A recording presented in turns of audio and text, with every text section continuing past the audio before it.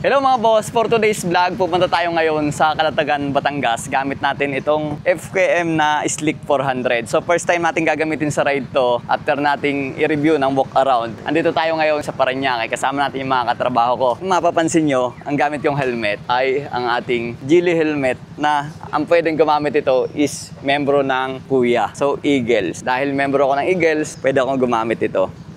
Makikita nyo naman, bagong-bago.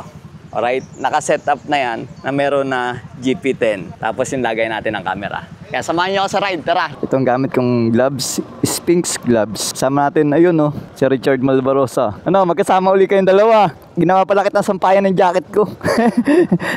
So may tatagpuin pa tayo. Sabi ko sa Twin Lake tayo magtagpo-tagpo eh. Oo, yan, mag-asawa ni Benz. Mag-asawa ni Arnel, magkakatrabaho kami. Actually, kalalabas lang namin galing sa trabaho. Good morning! Ibig sabihin, galing kami sa gabi. Alright. Sarap palang gamitin talaga nito. Ngayon ko lang nagamit yung motor na to. Masarap pala. Slick 400 ng FKM. Dito kami dumaan sa dulo ng LRT. Ito ay C5 extension. Sakop na to ng Las Piñas. Yan ang kasama natin. Spearhead, si Benz, mag-asawa ni Arnel. And syempre ito naka-Boss Vic na to. Riding jersey, ayan, si Richard Malvarosa. May tatagpuin pa kami sa Twin Lake kasi yung ibang katrabaho namin ay nanggaling sa San Pedro, Laguna. Ang sarap ng pakiramdam ko habang dinadrive ko to. Kasi unang-una, side mirror, ayan. Kitang-kita ko yung mga nasa tagiliran ko. Ang ganda ng mirroring vision. Saka parang ang baba lang ng seat height nito. Although malapad yung kanyang upuan, pero ang baba lang. Kayang-kaya ng 542. Ito sa akin yung legroom mo. Ang luwag-luwag, pwede akong gumanyan, pwede akong gumanyan. First time kong ma-drive ito ng ganito. Masarap pala. Lalo na malakas ang makina niya, 400cc. Mapapansin nyo dito, may dalawang RFID na sticker. Legal na papasok sa expressway ito kasi 400cc talaga yung nakalagay sa ORCR nito. Dahil nandito tayo sa Emilio Aguinaldo Highway dito sa Cavite. Nakakasakop dito ay Imus na. Papunta tayo ng Calatagan dahil inimbitahan tayo ni Kuya Alan Abe na nakatrabaho namin, kare-retero lang, at inimbitahan kami pumunta sa kanila daw kung pwede sa rough road to. Okay, na-absorb yung lubak ko. Ang galing oh. Ayos. Tapos ito namang ginagawang ito na tulay. Ito ay kadugsong ng Calax. Ang pinakamatagal lang naman gawin tulay kasi pinapatigas pa. Merong curing time pa para patibayin ng tulay bago padaanan. So yung mga kalsada na pantay, yung ganito, tambak-tambak lang yan, okay na yan Ang lakas ng hangin na bumabangga sa helmet ko. Pero sa katawan, wala kasi nako-cover nito. Ang ganda. Andito na kami ngayon sa Arnaldo Highway. Ang nakakasakop dito ay General Trias Cavite, kung hindi ako nagkakamali. Andito na kami ngayon sa Governor's Drive at dire-diretso lang ang aming ride. Nasa ulihan ako kasi ako yung malaki yung motor. Inaalalayan ko sila.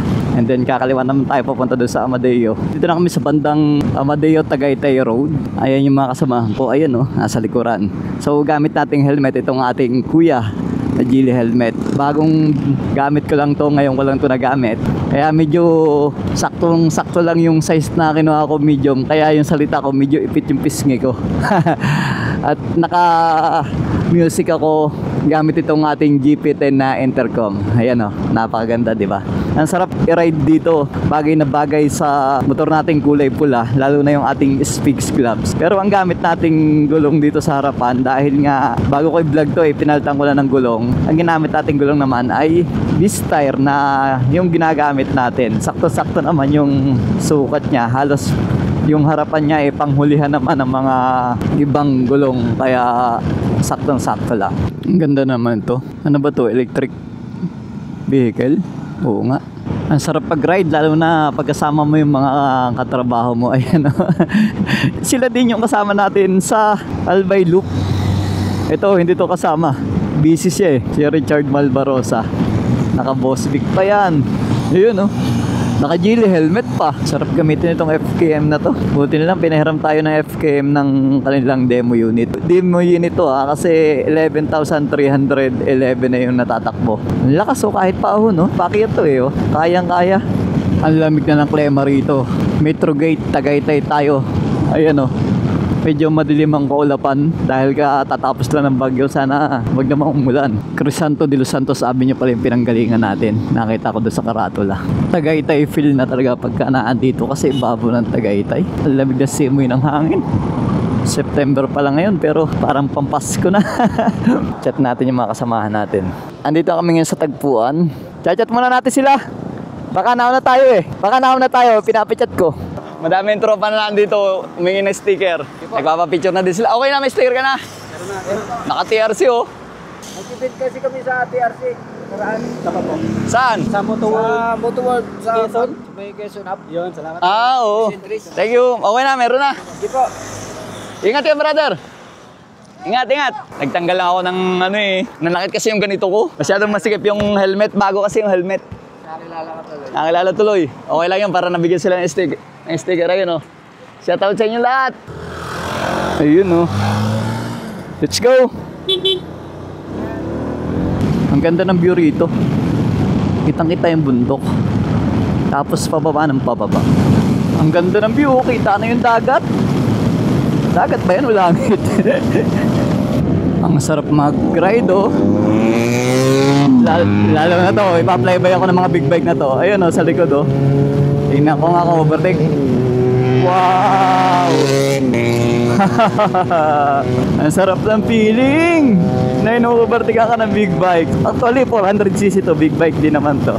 Kaya lang siyempre hinihintay natin yung mga wow! MT-10! Hinihintay natin yung mga kasama natin kaya hindi tayo maka-pacing sa kanila. Tsaka ibang category naman yun eh, scooter naman to. Dapat nag-aantay sila dito. Napagkasunduan nila ng mga katrabaho ko, dumiretso na dun sa Kalatagan. So ayan, I love Toy. Anong base dyan? I love Tui. So anong nangyari, 4 lang kaming magkakasama sa ride. Sila nauna na. Nawala na yung dating cell dito. Ito yung rotonda. Papunta to ng Bayan Nasugbu. Tapos Kaibang Tunnel. Pakaliwa naman, Lian, Batangas. At saka Kalatagan, Batangas. Boundary ng Nasugbu at saka Lian. Kung hindi ako nagkakamali. Lian Eco Park. Ayan o. Ang dami tayong mga kaibigan dito. May kaibigan tayo dito, mga Mina ang apelido. Si Ron Mina. Yan, shout out sa kanyang mag-ama. Sa kapatid niya kay attorney. Nagsisimula ng magkurbada dito dahil pakit ng bundok to. Dito sa lugar na to, dito ako sa Memplang. Ito yung lugar na hindi ko makakalimutan sa taning ng buhay ko. Sa ngayon, winaway dining na siya oh. Dito yun, sa banda rito eh. Hindi ko na matandaan kung saan. Kasi winaway dining na. Pero in short, bangin yung baba. Doon nga yun sa kurbadang yun. Hindi na lang natin matandaan kasi nga widening na. Curve na pababa taong 2021. Hindi pa naman talaga tayo noon kasi nung skilled pagdating sa big bike no. Hindi natin natensya yung Kawasaki H2 ni boss, yung may-ari ng Geely. Pinagamit sa atin yun dahil nga siyempre tayo ay influencer ng Geely kaya kailangan natin gamitin gamit ang helmet. Pero parang nagpagpag lang ako ng ganyan no, ng alikabok. Wala man lang akong katama-tama. Doon nagsimula na naisipan kong mag-training no ng pang racetrack na style, pang circuit. Kaya naman ayun, nag-improve naman tayo kahit paano at nagamit din nating lumaban tayo ng karera.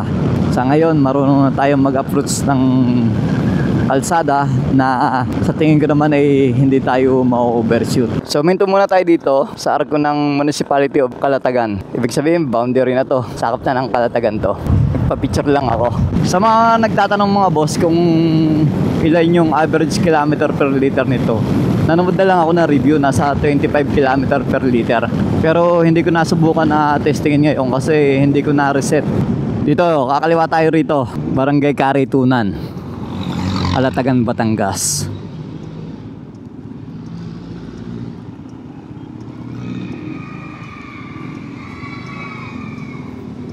Yan, shout out sa mga followers ko na taga rito. Pupunta tayo kila Kuya Alan Abena. Malinis yung motor natin, dahan-dahan lang sa putik. Talagang ang source of income dito, marami yung may-ari ng tubuhan. Dito yata eh. Ito?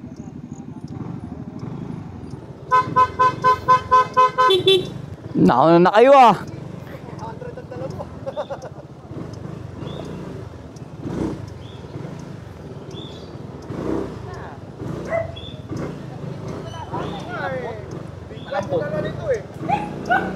Lambot! Patama lang, isasayistan ko na lang. Hindi, abante mo pa konti. Hindi pa, panis yung ano, para tong ano eh. Para nag-ganon-ganon sa ano, walang maluwag eh. Oo, Babaon ka dyan. nalubog. Babaon ka dyan. Hindi, ayos lang yan. Ganda pala na FKM na to. Nasa side stand kahit naka Namatay no? tumatakbo. Oh. Hindi, may option yan dong. May option yan na pwede mong i-active yun, pwedeng hindi. Oo. Kaya lang, iniwan nyo kami. Hindi kayo kasama tuloy sa vlog.